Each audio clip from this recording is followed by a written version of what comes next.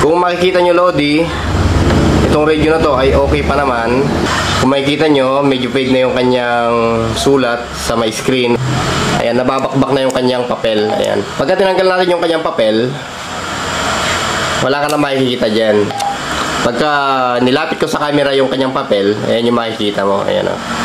May makikita ka dyan. Pag binaliktad natin yung polarized, magiging negative yan. Ayan o. Ayan yung tinatawag nilang dark screen. Ayan. Ito naman yung standard screen. Ayan. Standard screen. Okay. Dark screen. Okay. Bali, shoutout nga pala dyan, Tito Nilo Cosme, magandang buhay po dyan. Celebra, Eric Labandelo, Tito Odod C. Dodds, Salvaje, shoutout. Kay Pearl Russell, magandang buhay. Shoutout nga pala dyan, Ma'am Pearl Russell. Hindi ko alam kung ano po yung pwede kong itawag sa inyo. Si Ma'am Pearl Russell ay siya yung mother bear ng ating namayapang kaibigan na si Pinex dito sa Tayug. Kaibigan namin yan nung siya ay nabubuhay pa at pinapasyalan namin. At sakto itong radio na to ay kay Mike Papalima o si Manong MPL ng San Nicolas. Yan. Si MPL ang kasama ko noon na nagpupunta kay Pinex. Ayan, kasama si Manong Iste o si Iko Lima Bravo, yung engineer naming kaibigan din na nung kasagsagan noon na tagtuyot ang pamumuhay. Ayan, dyan kami namasukan kay Manong Iko Lima Bravo o si Manong Estelito.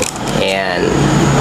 Engineer kasi yan, siya yung naggagawa ng mga salamin, analog, tapos tumatanggap ng project na pagpapatayo ng mga bahay. Kaya natutunan din namin yung paggagawa sa mga salamin maski paano. At natutunan din namin kung paano yung proseso sa paggagawa ng bahay. O ibig kong sabihin, alam na namin siya pero dagdag idea. Ayan. Kay Eko Lima Bravo. Anyway, magandang buhay po dyan. Tita Pearl Russell o kung anong message nyo ako, ma'am, kung anong pwede kong itawag sa inyo dahil kaibigan namin yan, si Pinex, nung siya ay nabubuhay pa. Basta kasama o ibig kong sabihin, kausap sa radyo, ayan, kasama sa puyatan, mga ganyan, si Pinex. Ganyan talaga ang magra-radio loads kahit nung siya medyo nanghihina na, talagang pinipilit niya magsalita para makausap lang kami sa istasyon na 144-200. Sayang nga lang at may mga picture kami ni Pinex noon na nandoon sa ibang files. Hindi naman forever kasi ang mga gadget natin na umaandar, kaya hindi ko alam kung marirecover ko pa yon. Okay. So ang gagawin natin dito, Lodi, dahil wala nang pandikit yung kanyang itong kanyang polarized film, ang gagawin natin dito, bali tatabasan natin siya ng panibagong polarized film ito. Positive yung gagamitin natin. Ayan. Ito yung polarized film. Okay. Ang gagawin lang dito, Lods, kahit hindi na natin siya baklasin yung buo, kailangan lang ng thinner na pangpahid sa LCD niya. Ayan o, para matanggal yung mga natitirang pandikit. Ayan.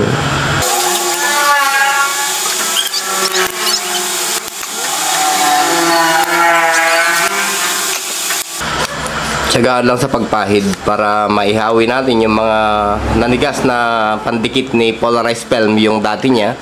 Ayan.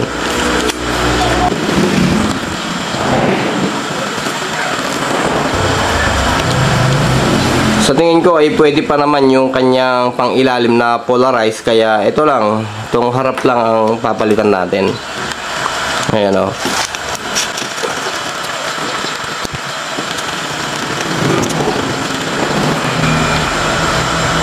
Sa magtatanong Lodi, kung matyaga kayo, pwede yung tubig.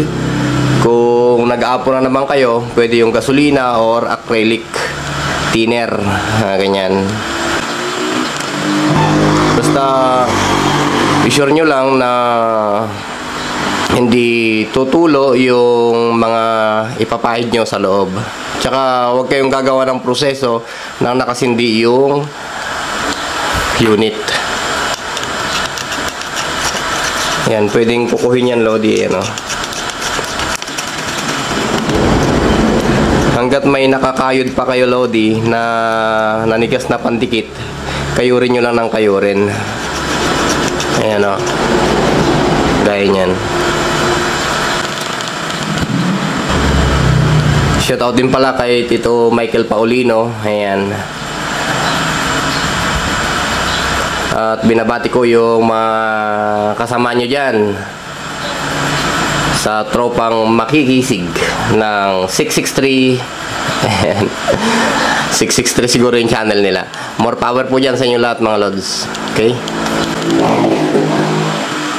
Muli, shoutout dyan Madam Pearl Russell. Ayan. Magandang buhay po muli dyan. Ayan Lodi, kung napapansin nyo ay paunti-unti na natatanggal na dahil matapang yung ginagamit natin na pantanggal ng adhesive na tumigas. Shoutout din kay Manong Celebra, magandang buhay dyan. At sa mga kasama natin dito na may mga ginagawa pa ako, pasensya na, medyo nagkaka-trouble, nagkaka-problem yung mga parts ko. Kaya minsan namumroblema rin ako ron. No worry mga lods, at darating yung mga yan sa inyo.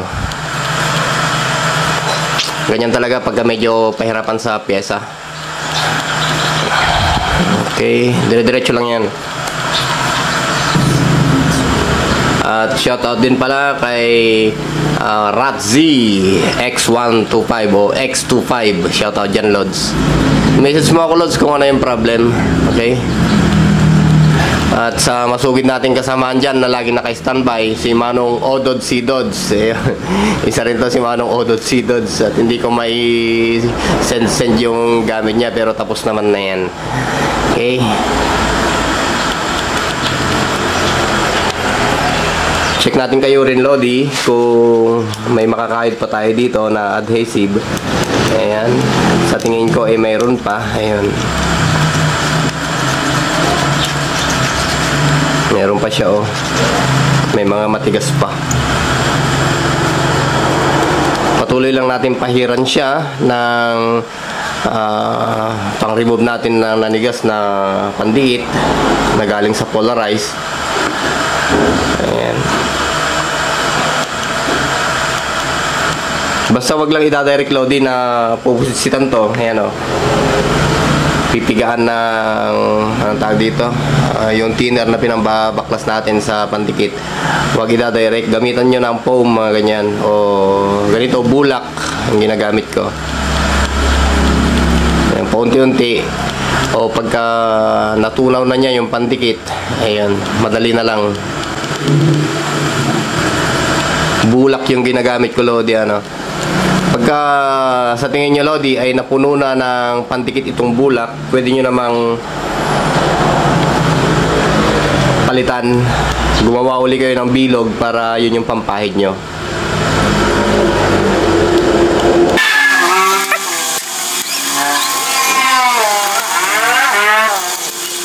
Pwede namang gumamit Lodi ng blade na panghawi dito. Pwede rin yun. Kasi hindi naman nagagasgas yung salamin nito. Dumudulas lang yung matatalim na bagay na pinapahid natin.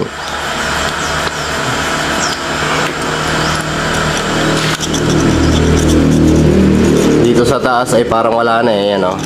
Mararamdaman nyo naman pagka sumayad yung o pagka naging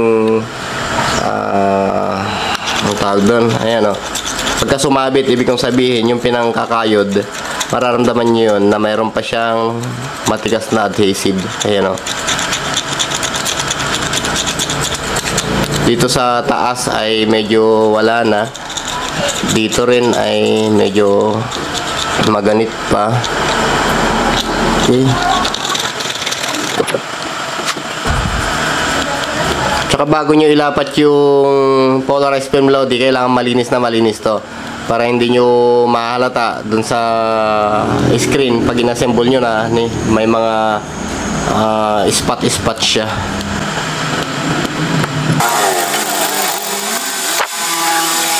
At saka yung pagkaskas dito Lodi, banayad lang naman, di ba? Hindi yung napakadiin nyo kasi may tendency na madisgrasya yung salamin. Banayad lang ba, yung ramdam nyo lang na kaya nyo siyang, o yung natatanggal yung mga dumikit na adhesive. Kasi pagka itinulak nyo mabuti yan, may tendency na mag-crack yung salamin. Kaya dapat medyo smooth lang din. Basta ramdam lang na nakakayod yung mga pandikit. Ayan.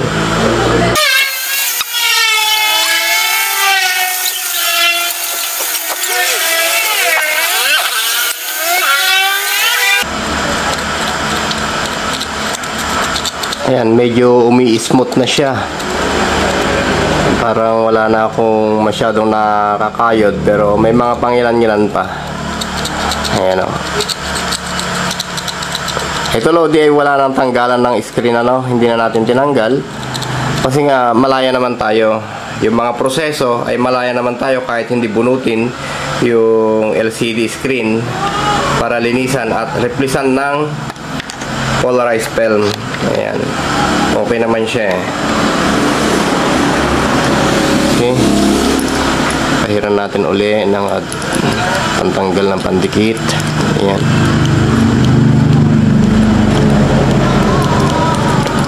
Mamaya ay papalitan natin itong bulak na ginamit natin para sa finishing at para matabasan na rin natin ng film.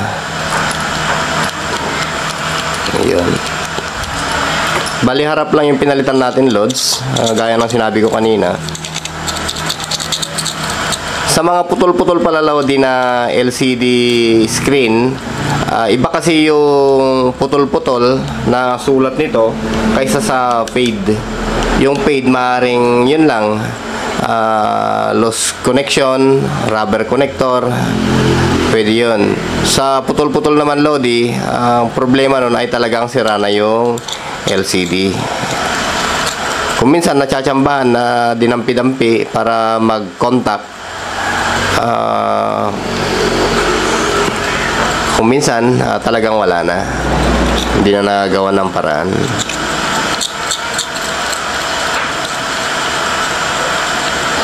Ayun, banayad na siya na kaskasin, ibig sabihin wala nang nakadikit na adhesive, ubos na, nakayod na natin lahat. Ngayon lilinisan na lang yan at pwede nang kargahan ng polarize.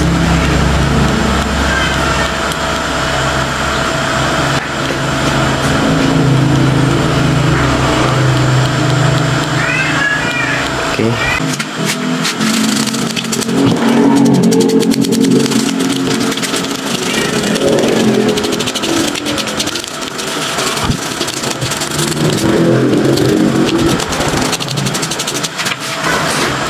Sa tingin ko Lodi ay ulitin pa natin ng konti kasi may mga spot pa ako nakikita na pandikit. Ayan o.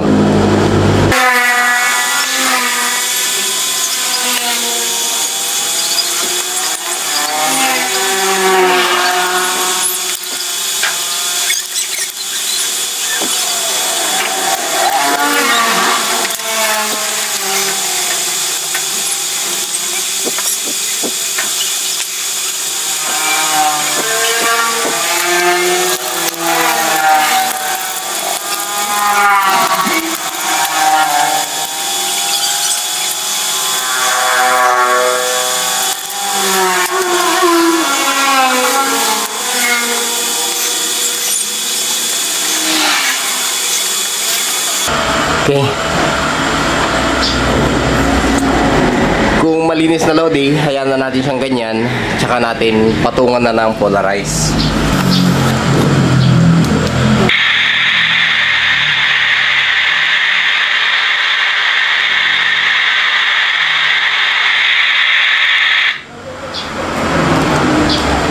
bago pala tayo magpatong Lodi ng polarized film, hanapin muna natin kung nasaan yung dikit nito. Ayan. Ito yung dikit niya. Ayan. Pag tinanggal mo yung yung protected na shield niya, kapain mo dito kung saan yung dumidikit.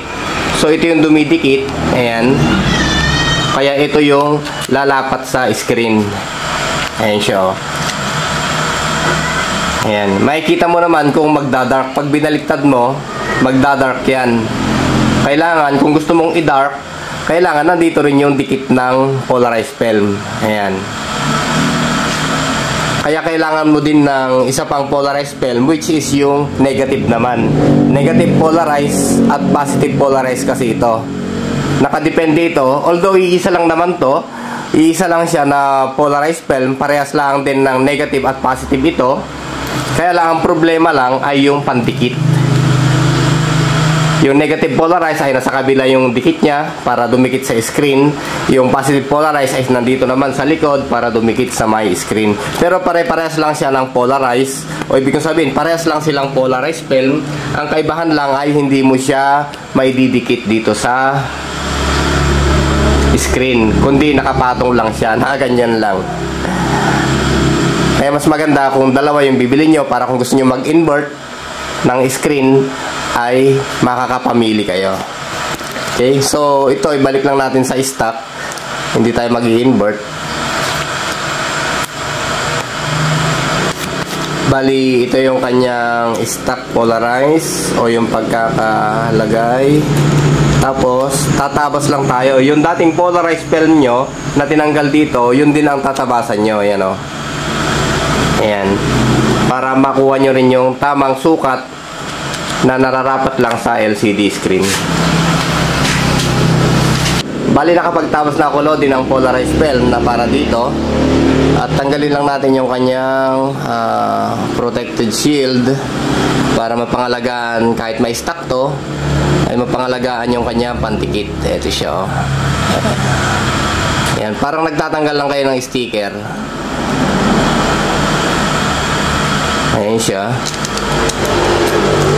Okay, medyo ayan.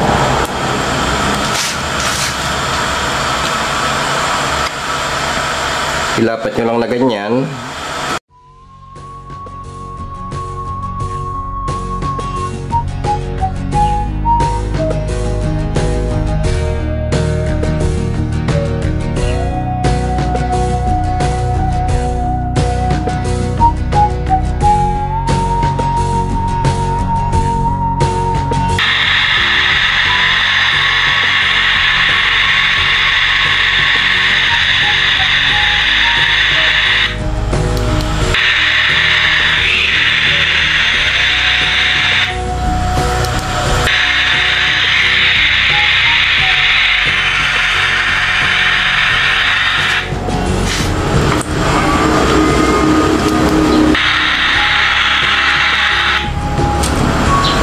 Okay, pagkatapos nyong ilapat Lodi, okay, konting hilot-hilot lang muna.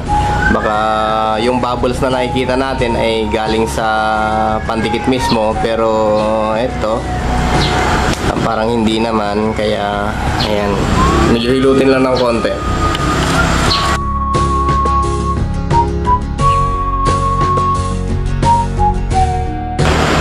Pagkatapos na dumikit Lodi itong si polarized film, pwede yan. Pwede nyo nang tanggalin yung pang ibabaw na dikit nya.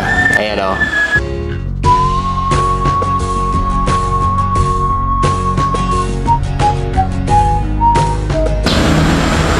Okay. Sindi nyo. Ayan.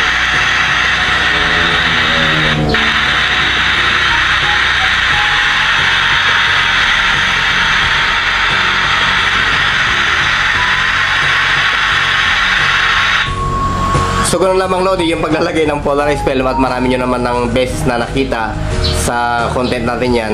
Pero sa ngayon ay hindi tayo nagtanggal ng LCD mismo. Hindi tayo nagtanggal. Bali dito na lang din natin siya ni-repair. Okay? So hanggang dito muna Lodi. Maraming salamat at magandang buhay.